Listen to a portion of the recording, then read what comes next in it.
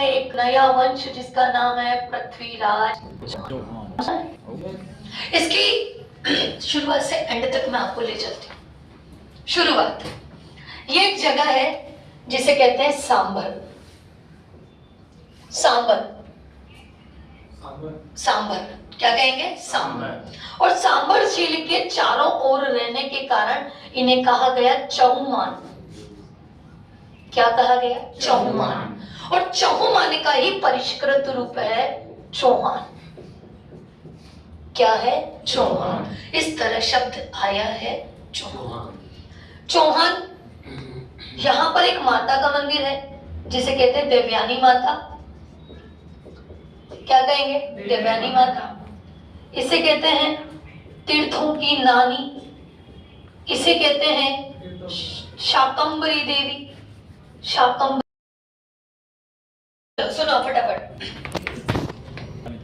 सांबर झील के चारों ओर रहने के कारण इन्हें चहुमान। चहुमान का एक परिष्कृत रूप है चौहान। यहाँ पर एक माता का मंदिर है जिसे कहा गया है देवयानी माता, जिसे कहा गया है तीर्थों की नानी, और जिसे कहा गया है शाकंभरी देवी।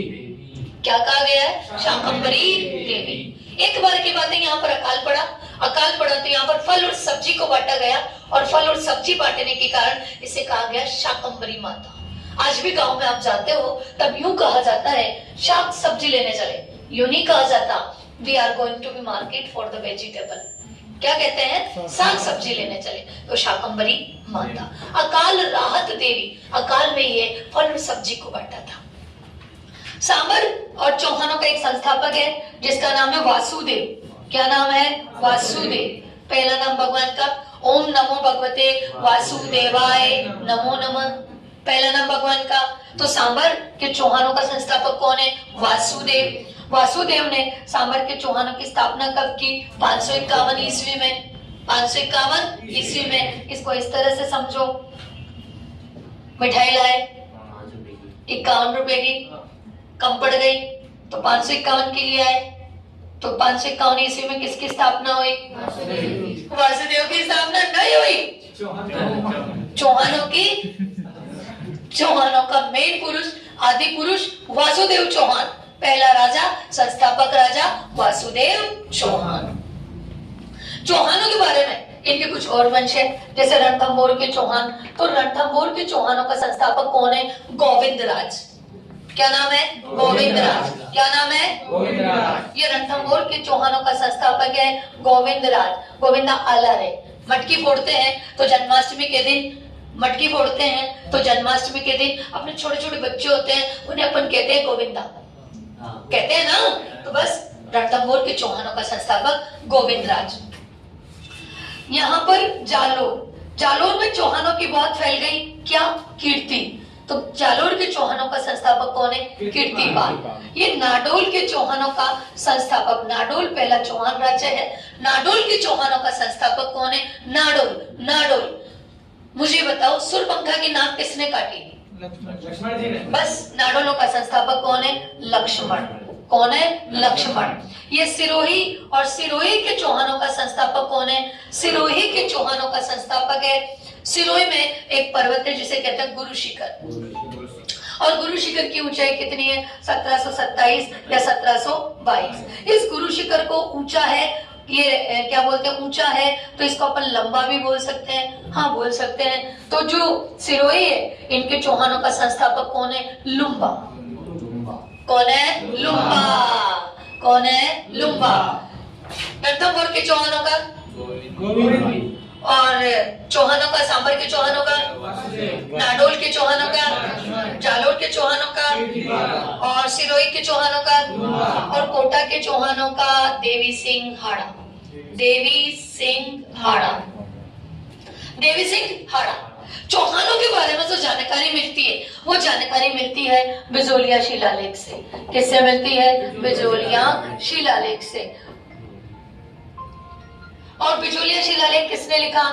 बिजोलिया शिलालेख 1170 का लिखा हुआ है, लगभग 12वीं शताब्दी का लिखा हुआ है। इसका रचयिता कौन था? गुणभद्र था। एक बार ये देख लो कौन है, दिख रहा है कि किसानों का 12वीं शताब्दी, और संस्थापक कौन है? गुणभद्र। कौन है? गुणपद। इसने यहाँ पर बताया गया है श्री विप्र वत्स गोत्रे भूत, श्री विप्र वत्स गोत्रे भूते। जो राजा का गोत्र है वो ब्राह्मण है।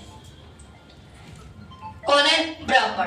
यहाँ पर चौहानों की राजधानी बताई गई है अहि छत्रपुर और दूसरी राजधानी बताई गई है शाकंभरी। कौन सी बताई गई है? शाकंभरी चौहानों की राजधानी। क्लियर बात यहां तक? अगली ओर थोड़ा चलते हैं। एक शासक हुआ था गुवक। इसने सीकर में श्री हर्ष मंदिर का निर्माण करवाया। इसने सीकर में श्री हर्ष मंदिर का निर्माण करवाया। ठीक है, वहां पर शिव जी की लिंगोद्भव प्रतिमा है सीकर में। हाँ, अगला शासक चंदन राज। क्या नाम है? चंदन राज। ऑन तो हो जा, ऑन। चंदन राज। और चंदन राज की पत्नी का नाम है आत्म प्रभा, और आत्म प्रभा का दूसरा नाम है रुद्राणी। क्या नाम है? रुद्राणी। आत्म प्रभा का दूसरा नाम क्या है? रुद्राणी। ये प्रतिदिन पुष्कर के शिव मंदिर में 1000 दीपक लगाती थी। सुना है ना? ये नो? अब हम चलते हैं अजमेर की ओर, क्योंकि हम एनटीपीसी और एसएससी के बिहाफ पर पढ़ रहे हैं। राजस्थान के बिहाफ पर पढ़ते तो मैं इसको और डिटेल ले जाती। एनटीपीसी के बिहाफ से चल रहे हैं। अगला शासक है अजय राज। क्या नाम है? अजय राज। ये सांबर के चौहान से निकलकर अजमेर शाखा प्रारंभ हुई, और यहाँ पर एक पहाड़ी है। उस पहाड़ी का नाम है बीठली। क्या नाम है? बीठली। और बीठली पे क्या बना दिया? गढ़। तो ये क्या हो गया? गढ़ बीठली। और अजमेर के किले का नाम क्या है? गढ़ बीठली। क्या नाम है? गढ़ बीठली। इसे क्या कहते हैं? तारागढ़। इसे क्या कहते हैं? राजस्थान का हृदय। इसे क्या कहते हैं? अरावली का अरमान। इसे क्या कहते हैं? राजपूताना का मक्का। क्या कहेंगे? राजपूताना का मक्का। इसे क्या कहेंगे? राजस्थान का जिब्राल्टर। क्या कहेंगे? राजस्थान का जिब्राल्टर। आज भी अजमेर एक पहाड़ी के मध्य ही बसा हुआ है, बिल्कुल बीच में। अजय राजा ने किसकी स्थापना की? अजय मेरू की स्थापना की। किसकी की? अजय मेरू की। कब की? 111 1 2 3। अजय मेरू की स्थापना की 1113 में। 111 टोटल 3 और तुम सब हो फ्री। किसकी स्थापना की? अजय मेरू की। ये जो चौहान शासक थे, इन्होंने साम्राज्य विस्तार किया, मूर्ति पूजा को प्रोत्साहन दिया, तांबे के सिक्के चलाए, मालवा की जो भी कन्याएं होती है सबने उनसे विवाह किया। बाद में वही इनकी मृत्यु का कारण बनी। अगला शासक अर्णोराज। नाम सुना है? अर्णोराज में आनाजी। अर्णोराज चौहान, ऐसा समझ लो कि अर्णोराज चौहान के समय एक आक्रमणकारी आते थे, और वो आक्रमणकारी कौन थे? वो आक्रमणकारी थे तुर्क। इधर से आते थे। देखो, इधर तो है अरब सागर, बंगाल की खाड़ी, इधर है अरब सागर, और इधर है हिंद महासागर, इधर है हिमालय पर्वत। तो सदियों से भारत पर आक्रमण होता आया ना, वो इसी साइड से हुआ है, इसी साइड से होगा, और इसी साइड से होता रहेगा। और पुलिस की वैकेंसियां आती रहेगी, क्योंकि जवान शहीद होंगे तो पुलिस की वैकेंसी निकलेगी। और जब तक जिंदा है पाकिस्तान, पुलिस की वैकेंसी में कभी कमी नहीं आएगी। समझ गए? तुर्क आक्रमणकारी आते और 2-4 को मार के भाग जाते। अब एक दिन क्या हुआ? आना जी को गुस्सा आया। आना जी ने इन्हें कट काट दिया तलवार से। राजपूताना के रग रग में खून बसा हुआ है, काट दिया। किसको? तुर्कों को। ये धरती रक्त रंजित हो गई, बास बारने लगी, सड़ी हो गई। यहाँ पर अजमेर में एक पहाड़ है, एक पर्वत है। इस पहाड़ का नाम है नाग पहाड़ी। क्या नाम है इस पहाड़ का? नाग पहाड़ी। और नाग पहाड़ी से निकलती है एक नदी, जिस नदी का नाम है लूणी नदी। इस नदी को इसके उद्गम पर बोलते हैं सागरमती नदी, इसको बोलते हैं चंद्रा नदी। कौन सी? चंद्रा नदी। इसका पानी ऐसे मोड़ा, और ये रक्त रंजित धरती को साफ करवाया। साफ करवाया तो एक गड्ढा बन गया, और ये गड्ढा क्या बन गई? आना सागर झील, जो आज भी अजमेर के मध्य में है। इसी झील के बाहर जहांगीर ने, किसने? जहांगीर ने दौलत बाग बनवाया। कौन सा बाग? दौलत बाग बनवाया, जिसे क्या कहते हैं? सुभाष उद्यान कहते हैं। और यहीं पर नूरजहां की मां अस्मत बेगम ने गुलाब के इत्र का आविष्कार किया, जिसका पहला प्रयोग नूरजहां ने किया। यहाँ पर ही शाहजहां ने बैठने के लिए जो स्थान होता है उसे बारदरी कहते हैं, उन बारदरियों का निर्माण करवाया। उसको बोलते बारदरिया है, लेकिन बारदरिया बना दिया बुक्स वालों ने। बारदरी तो जैसे बारदरी, तो बुक्स वाले ने क्या कर दिया? बारदरिया। सोचा कि बारदरिया, बारदरिया नहीं है बच्चों, ये 5 ही दरिया है, 3 ही है, 4 ही है, पर क्या कर दिया? 12 दरियों का निर्माण अजमेर में नहीं है, जाके देख लेना, ठीक है। इसके बाद जगदेव ने अनोरा चौहान की हत्या कर दी। इसे पहला पितृहंता कहते हैं चौहानों का, इसलिए इसको पढ़ने की कोई जरूरत नहीं है। अगली बात करेंगे, और अगला जो शासक है उसका नाम है विग्रहराज। क्या नाम है? विग्रहराज चौहान।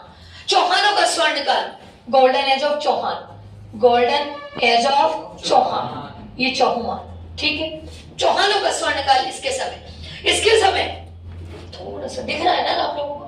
इसके समय एक नाटक लिखा गया। पहला तो अपन बात करेंगे पृथ्वीराज विजय। पृथ्वीराज विजय किसने लिखा?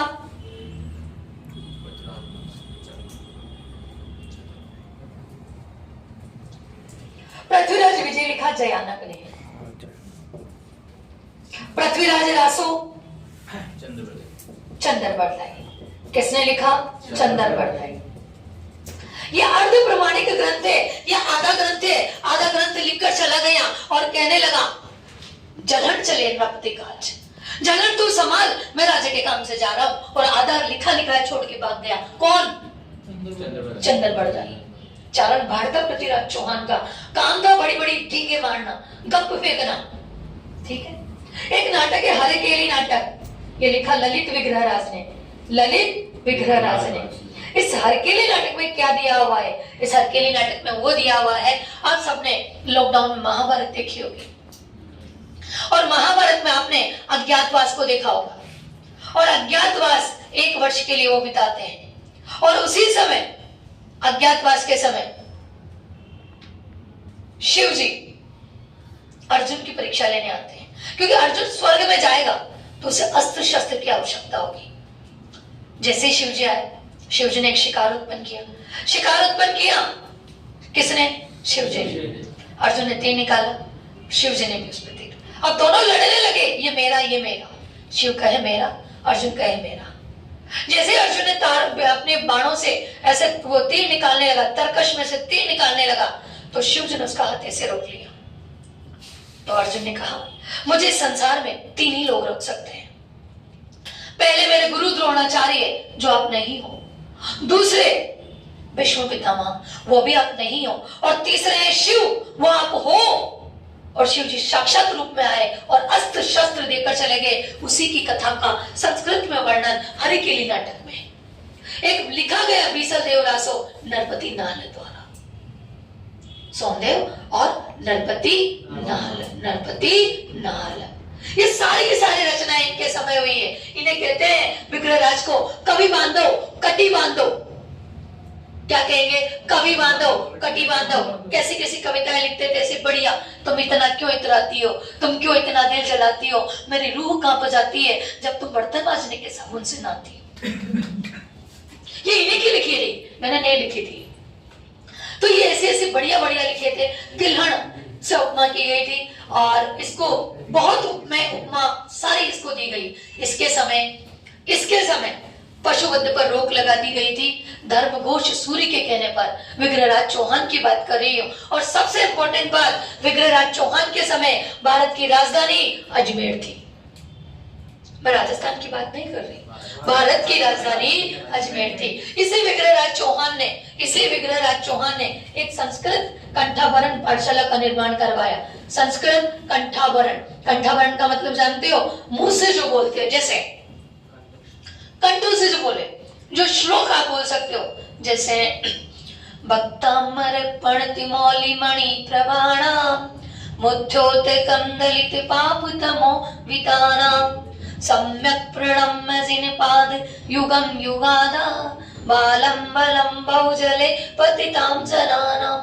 ये कंठावरण है, कंठ से बोला गया है। जैसे ओम भूर्भुवस्सुवः तत्सवितुर्वरेण्यं भर्गो देवस्य धीमहि धियो यो नः प्रचोदयात्। ये कंठावरण चीज है, आपको जो कंठ से याद होती है कंठावरण। और इस कंठावरण पाठशाला में यहाँ पर हरगिरी नाटक के श्लोक खुदे हुए, हरगिरी नाटक के श्लोक खुदे हुए हैं। और एक मोहम्मद गोरी आएगा और गोरी का एक दास है, उस दास का नाम है कुतुबुद्दीन ऐबक, जो इसे 2.5 दिन के झोपड़े में परिवर्तित कर देगा। ये राजस्थान की पहली मस्जिद है। इसे 2.5 दिन का झोपड़ा इसलिए कहा जाता है क्योंकि यहाँ पंजाब के सूफी संत मौलाना मशहूद शाह की स्मृति में 2.5 दिन का उर्स बनता है, इसलिए इसे कहते हैं 2.5 दिन का झोपड़ा। आगे चलते हैं। देखो, राजस्थान तो आनंद से अनुभूति है, आनंद की पराकाष्ठा है Rajasthan. Don't worry, be happy. आगे देखिए, आगे हम चलते हैं। सोमेश्वर, मजा आएगा इसमें। सोमेश्वर, सोमेश्वर, इस सोमेश्वर का विवाह हुआ कर्पूरी देवी से। कर्पूरी देवी, और ये कर्पूरी देवी कहाँ की थी? दिल्ली का की। और दिल्ली का किसे कहते हैं? दिल्ली को। किसे कहते हैं? दिल्ली को। किसकी बेटी थी? राजा अनंगपाल। किसकी बेटी थी? राजा अनंगपाल। और राजा अनंगपाल कौन से वंश का था? तोमर वंश का था। एक बहन, एक बेटी और भी थी। और इसका विवाह हुआ कर्पूरी देवी से। गुजरात का एक शासक था और उस शासक का नाम था भीम प्रथम, और उसने सोमेश्वर की क्या कर दी? हत्या। उस समय पृथ्वीराज चौहान की उम्र थी मात्र 11 वर्ष। अब हमारे आपको लेकर चल रही हूँ पृथ्वीराज चौहान की ओर। कहाँ चलेंगे? पृथ्वीराज चौहान। इससे अच्छा कैरेक्टर जिंदगी में नहीं आएगा, नहीं मिलेगा। देखने वाले की हिम्मत होनी चाहिए। पृथ्वीराज चौहान, देखो इधर। मैं आपको से अंदर तक अभी बता रही हूँ, सब कुछ बताऊंगी ना। क्यों चिंता करना, मैं हूं ना, मैं हूं। हाँ जी, हाँ, स्पष्ट जवाब आ गया। देखो इधर, मेरी बात ध्यान से समझो और सुनने की कोशिश करो। सुनने की कोशिश करना। अरे कोई बात नहीं, इधर देखो। पृथ्वीराज चौहान, पृथ्वीराज चौहान।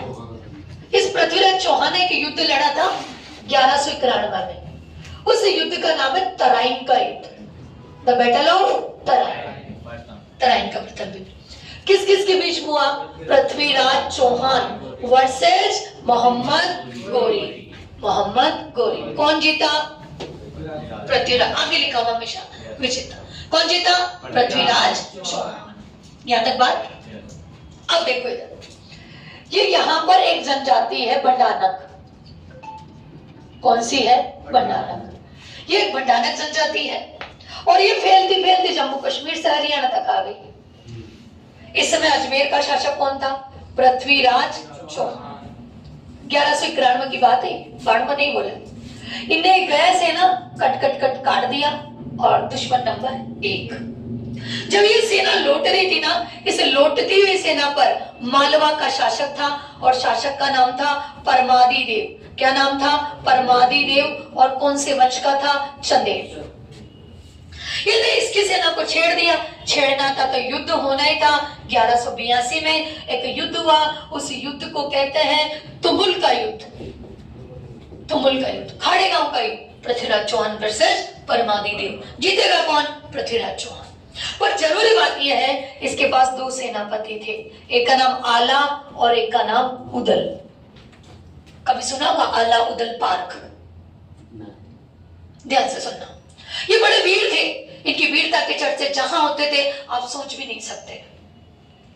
इनके पास 2 विशेष चीजें थी, अरबी नस्ल के घोड़े और 2 तलवारें, जो इनको पिताजी ने गिफ्ट में दी थी। अब ये कहता है परमादी देव कि ये गिफ्ट की चीज मुझे दे दे, मुझे दे दे। तो परमादी देव ने, अलाउद्दीन ने कहा ना दो, मेरे बाबूजी की गिफ्टेड है। मान लो तुम्हारी गर्लफ्रेंड तुम्हें कोई गिफ्ट दे, तुम किसी को और को दो क्या रे? तुम तो गिफ्ट छोड़ के उसका रेपर भी ना दो। मालूम है तुम्हारी ये स्थिति।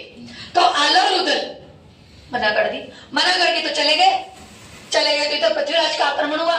जैसे ही आक्रमण हुआ आला और उदल को परमादिदेव ने वीडियो कॉल किया, ए भाई आ जाओ। बोले तेने खाटिया क्यों? अरे बोले आ जाओ रे, ते तो अपना हमारा बच्चा जिशान दे दो, आओ आओ आओ। हाथा जोड़ी करी और बुलाए। बुलाने के बाद लालच दिया, मैं तेरे बच्चों के ब्याह करा दूंगा, तेरे छोरे के एलन में नौकरी लगवा दूंगा। बड़े बड़े वादे किए और वादा करने के बाद आए और युद्ध में लड़े और बड़ी बहादुरी से लड़े। और क्या कहा, 12 वर्ष कुकर जिए, 13 वर्ष सियार, 18 वर्ष क्षत्रिय जिए, बाकी जीवन बेकार।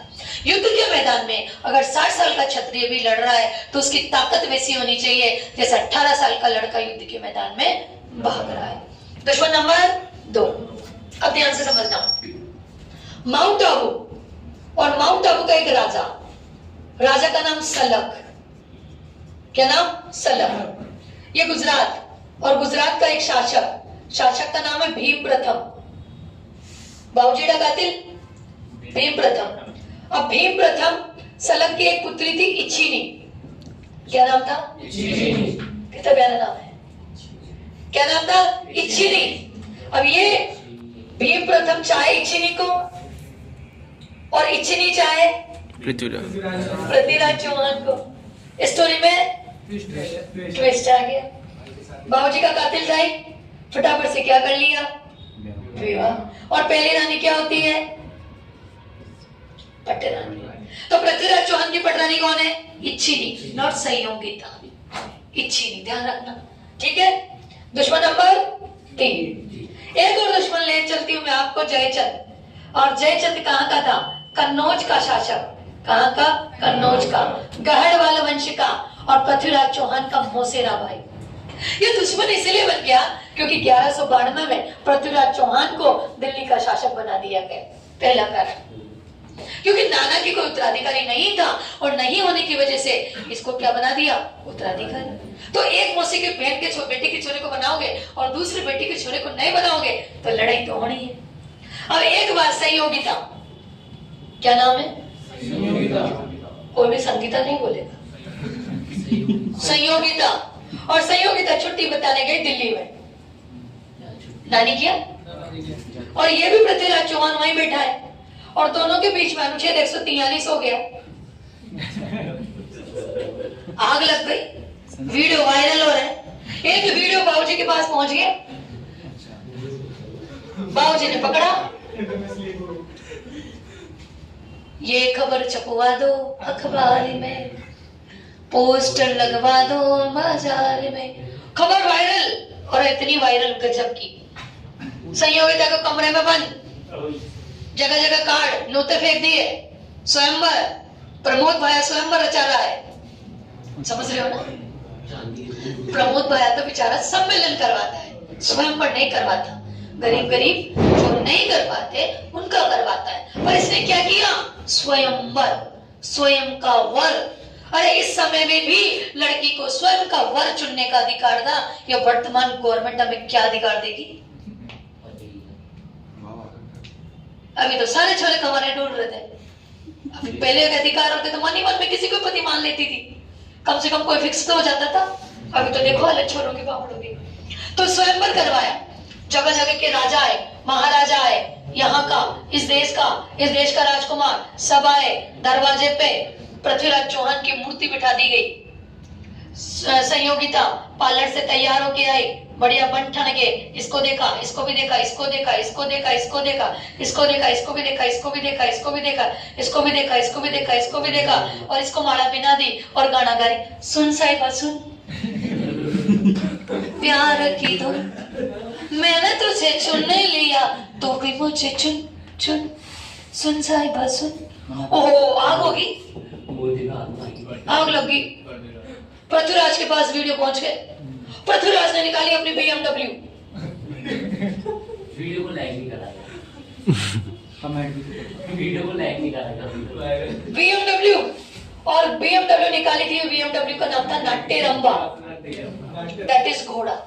और यहाँ से सलमान खान की तरह तपड़क तपड़क करता करता यहाँ पहुंचा और गेट तोड़ा और संयोगिता को घोड़े पे बिठाया और फिर गाना गाया, मैं तुझको बगल आया हूँ तेरे घर से, तेरे बाप के डर से, तेरे बाप के डर से ले जाऊंगा मैं दूर तुझे सबकी नजर से, तेरे बाप के डर से।